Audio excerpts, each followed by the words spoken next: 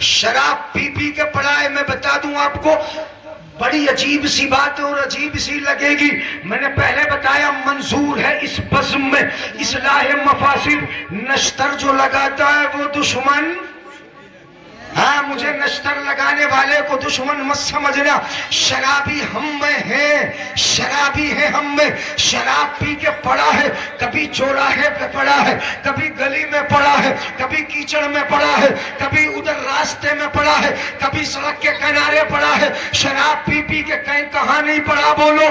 اگر کسی باپ کو جیتے جی مارنا ہے اس کے بیٹے کو نشے کا عادی بنا دو, باپ جیتے جی مر جائے گا.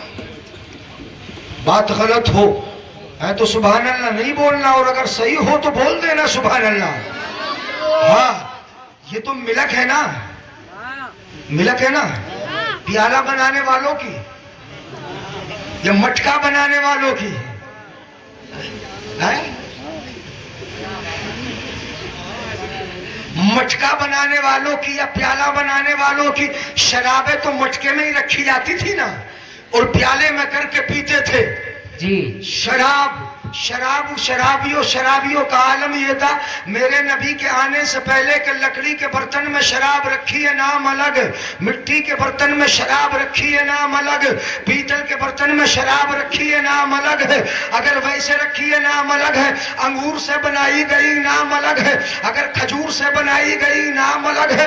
اتنا شراب کے عادی تھے کہ ان کے دسترخوان پہ شراب رکھی رہتی تھی. شراب پینا فخر تھا, شراب پلانا فخر تھا. مگر جب کلام مقدس کا یہ حکم نازل ہو گیا, حرمت علیکم الخمر, اے لوگو شراب تم پر حرام کر دی گئی, تو وہ نبی کے دیوانے ہی تھے کہ مکے کی گلیاں تھی, مدینے کی گلیاں تھی, کہ ان نالیوں میں شراب ایسے بہ رہی تھی جیسے پانی کا سیلاب آ گیا.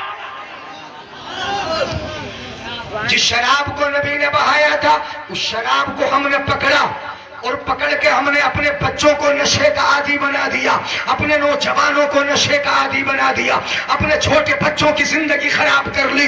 جس بچوں کو اگر آپ شرابی بنا دیں گے سمجھ لو باپ جیتے جی مر گیا.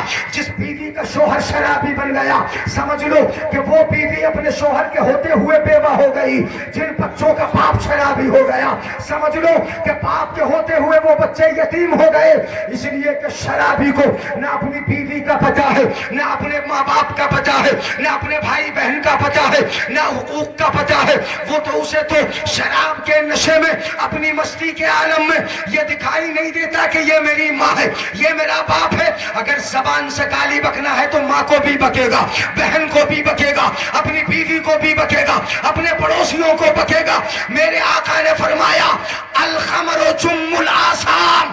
سنو حدیث پاک, اگر سمجھ میں آئے تو سبحان اللہ بولو. آقا نے فرمایا یہ شراب گناہوں کا پٹارا ہے.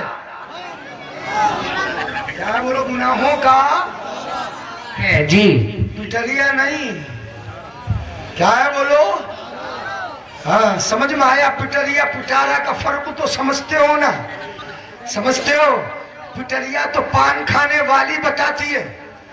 پٹریا جس میں کئی چیزیں ہوں, پان بھی ہو, کٹھا بھی ہو, چھالی بھی ہو, چونا بھی ہو, تمباکو بھی ہو, جہاں کئی چیزیں جمع ہو جائیں وہ پٹریا ہے جی, اور جہاں بہت ساری چیزیں جمع ہو جائیں وہ پٹارا ہے. پٹارا ہے جی. نہیں بولو گے سبحان اللہ؟ مجھے پتا ہے بولو گے ہی نہیں سبحان اللہ, یا پھر سبحان اللہ بولو گے تو میرے جانے کے بعد بولو گے, میں چلا جاؤں گا تب بولو گے سبحان اللہ.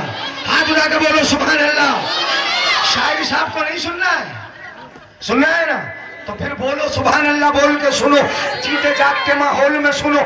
گناہوں کا پٹارا ہے, پٹارا, گناہوں کا پٹارا جم الآثام ہے, گناہوں کا مجموعہ ہے. شراب پی لی قتل کر ڈالا پتہ نہیں, شراب پی لی زنا کر لیا پتہ نہیں, شراب پی لی جھوٹ بول لیا پتہ نہیں, شراب پی لی چوری کر لی پتہ نہیں. شراب پینے کے بعد ہر گناہ انسان کر لیتا ہے, ہر گناہ میں ملوث ہو جاتا ہے. مطلب یہ کہ تمام گناہوں کی بنیاد اور جڑ جو ہے یہ شراب ہے. اگر شراب پی لے گا پتہ نہیں ہے کہ یہ میرے ماں باپ ہے, کون ہے, سب کو گالی سے بات کرے گا. حضرات یہ شرابی ہے, شرابی. شراب کا ایک قطرہ پورے کنویں کو وہ شراب میں کوئی فرق ہوا؟ اب اس سے پوچھو کہ جو اپنے لبوں سے لگا کے پیتا ہے، اس سے پوچھو کہ جو اپنی زبان پہ شراب کو لے جاتا ہے، اس سے پوچھو کہ جو حلق میں پوری بوتل اتار لیتا ہے، یعنی اس سے پوچھو کہ کتنا گندا اس نے اپنے لبوں کو کیا۔ شراب منہ پہ لگی ہے، اگر پانی پی لیا وہ پانی بھی ناپاک ہو گیا، شراب لبوں پہ لگی ہے۔ اگر کھانا کھا لیا تو جو کھانا لبوں سے لگ گیا وہ ناپاک ہو گیا، ادھر پورا کنواں ناپاک۔ ایک قطرے سے اس نے پوری بوتل لوٹ لی اپنے اندر، تو بتاؤ کس قدر غلاظت ناپاکی اس کے اندر بھری ہوگی۔ نبی کا غلام ہو کر شراب کو قریب آنے